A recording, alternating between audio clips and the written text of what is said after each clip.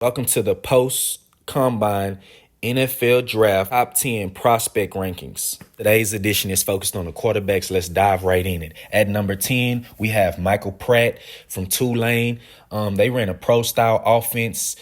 He had a few weapons. I think he's maybe a 6th to 7th rounder, but I think he has potential to be like maybe a Brock Purdy. If he goes to the right system, he would flourish. He doesn't have the strongest arm. His highest ceiling is probably an NFL backup, maybe spot starter here or there.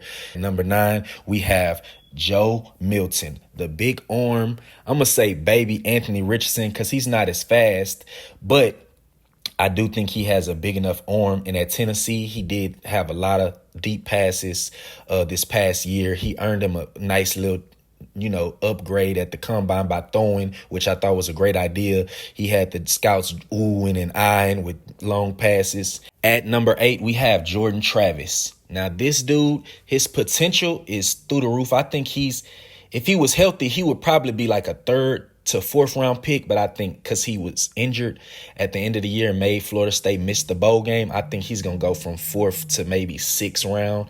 But I think his potential is starter. Like, he led Florida State. He can throw the ball down the field. He was Keon Coleman's quarterback. So all the highlights that you've seen, the ball placement and everything, it was coming from Jordan Travis. So we're going to say that. At number 8, I really think he could be a little bit higher because the injury knocked him down. At number 7, I have Spencer Rattler. He kind of reminds me of Baker Mayfield on the field, but he have that little, I don't know, he got like a little moxie about him that I think like that Baker Mayfield has. And other than that, I think he's like a Bo Nix, like efficient, like quarterback. He's been in a few different systems, so he knows the different nuances of offenses. And I think he's probably a good pro-ready quarterback, but I think he's going to go like 3rd to 5th. Maybe 5th, if other quarterbacks go above him. GMs are going to be high on him but he's just a little older. So maybe I wouldn't say Brandon Whedon's age when he came out, but maybe like a year younger because of COVID and all that stuff. So, yeah. But I am high on him. I think he could be a NFL starter if he has the right system that he goes to. And at 6, I have Bo Nix. I know a lot of people's going to say that's a little low.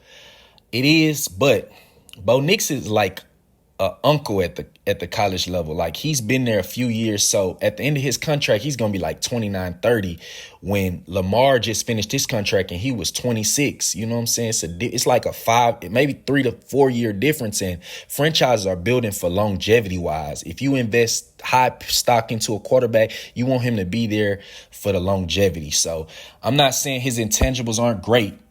He did have a great supporting cast, and the type of offense that he had made the numbers a little inflated. So I don't want to get ahead of myself by saying he's at number 6 when I'm saying he's a great quarterback. Don't get me wrong, but I think he's going to go 2nd round, maybe late 1st if somebody trades back some of those fewer other spots for somebody like they did for Lamar Jackson. But I don't want to say I'm not too high on him. I think he could win now.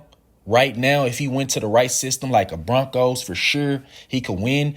At 5, I have Michael Penix. His accuracy is pinpoint. He kind of reminds me of a left-handed Drew Brees.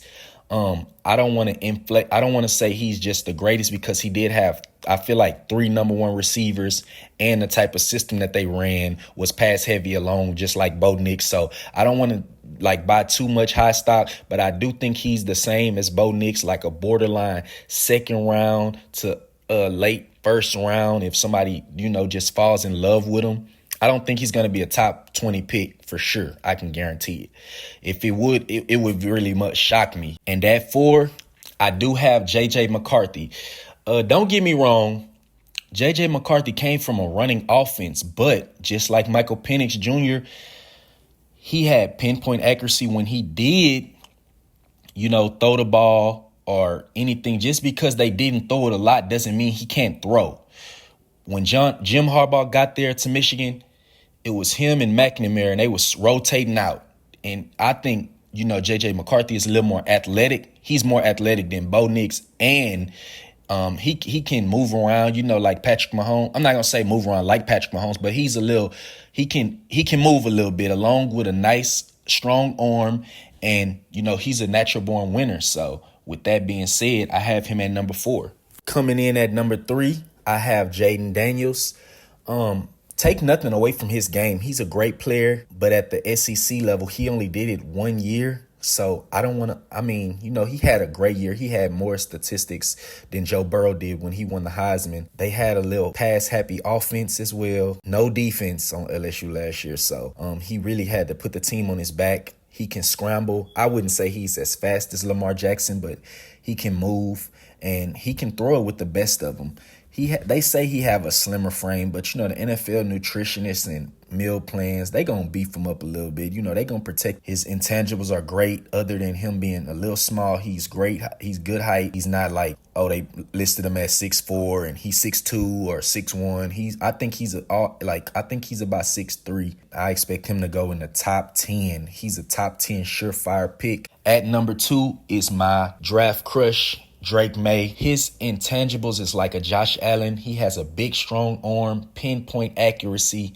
I think he's more accurate and more refined than Josh Allen coming out. So can y'all imagine, if Josh Allen was this Josh Allen in college?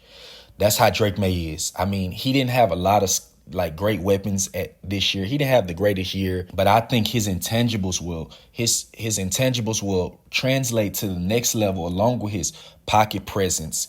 The windows are very small in the NFL, so tighter spiral. He have a tighter spiral, and just knowing he ran a pro style offense. So I don't think NFL teams are running just spread offenses. Maybe Cliff Kingsbury or somebody like that. But I think Drake May is a surefire top 2 pick. He's gonna go in the top 2. On to number 1, the man, the myth, the legend, Caleb Williams himself. I'm not as high on him as other people. I think he's a great quarterback. But just as I said, NFL windows are smaller, so all that scrambling around like Johnny Manziel and just throwing it, I don't think it's going to happen that way. But I think if he gets with the right supporting cast, like USC, they had a nice offense. They had Rice. They had a few other receivers. And the scheme that they had, they didn't play a lot of good defenses anyways, but the scheme that they had was pretty good. He's going to be the number 1 overall pick to the Chicago Bears. Tomorrow for the running backs, continue on to follow, like, and subscribe. I appreciate the support, and that's it.